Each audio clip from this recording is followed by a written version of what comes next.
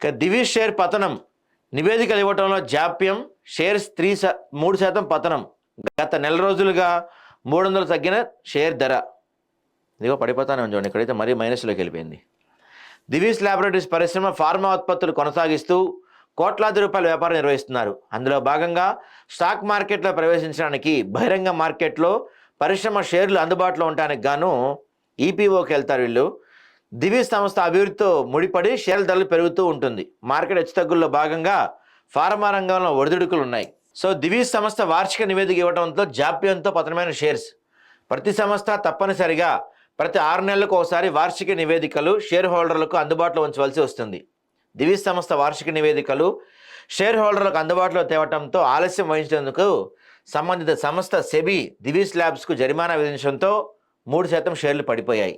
నెల రోజుల్లో 300 పతనమైందంట దీని షేర్. గత నెల రోజుల్లో అత్యధికంగా 6100కు చేరిన దివీస్ షేర్ అనూహ్యంగా ఏకంగా జనవరి మొదటి వారం ముగిసే సమయానికి 5755 పడిపోయింది. అంటే ఒక్కొక్క షేర్ 300 రూపాయలు పైగా పడిపోయింది.